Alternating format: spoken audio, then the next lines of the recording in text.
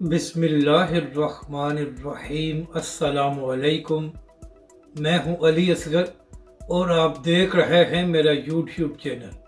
हाफिज साद रिजवी और तहरीक लब्बैक पाकिस्तान के बाद इमरान रियाज की एंट्री और बड़ा इंकशाफ कर दिया। इस वीडियो में हम इसी के मुतालिक बात करेंगे। नाज़रीन इकराम, डी चौक में सेनेटर मुश्ताक अहमद साहब अपने साथियों के हमरा एक पुरअमन धरना दे रहे हैं और नाज़रीन इकराम, इस धरने का मकसद ये है कि फ़लस्तीन के हक़ में आवाज़ बुलंद की जाए।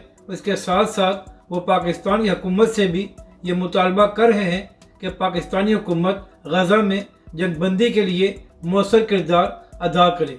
तो नाज़रीन इकराम, इसी हवाले से चंद दिन पहले तहरीक लब्बैक पाकिस्तान का एक वफद भी इस धरने में शरीक हुआ था और इसके बाद तहरीक लब्बैक के अमीर हाफिज साद रिजवी ने अपने एक बयान में कहा था कि तहरीक लब्बैक पाकिस्तान इस धरने की मुकम्मल हमायत करती है और जिस काम के लिए सेनेटर मुश्ताक अहमद साहब वहाँ पर बैठे हुए हैं तो तहरीक लब्बैक पाकिस्तान और उसका हर कारकुन उनके साथ खड़ा है। तो अब नाज़रीन इकराम, इसी हवाले से सीनियर सहाफ़ी इमरान रियाज खान साहब और सदीक जान साहब भी उस धरने में शरीक हुए हैं और वहाँ पर नाज़रीन इकराम, इमरान रियाज खान ने खिताब करते हुए कहा कि सेनेटर मुश्ताक अहमद साहब किसी सियासी मामले पर धरना नहीं दे रहे, बल्कि सेनेटर मुश्ताक अहमद साहब फ़लस्तीन के हक़ में आवाज़ बुलंद करने के लिए ये धरना दे रहे हैं। मगर क्या वजह है कि पाकिस्तान का सरकारी टीवी इस धरने के हवाले से कोई खबर नहीं दे रहा और अब तक पाकिस्तान के सरकारी टीवी ने इस हवाले से कोई अपडेट नहीं दी।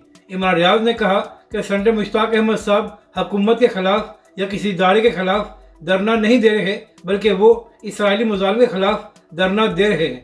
तो फिर आखिर क्या वजह है कि सरकारी टीवी इस हवाले से कोई बात नहीं कर रहा। इसके साथ साथ नाज़रीन इकराम, इमरान रियाज खान ने यह भी कहा कि सेनेटर मुशाहिद हुसैन सैयद साहब ने यह दावा किया है कि जनरल बाजवा साहब ये चाहते थे कि इमरान खान की हुकूमत इसराइल को तस्लीम कर ले, मगर इमरान खान साहब ने ऐसा नहीं किया।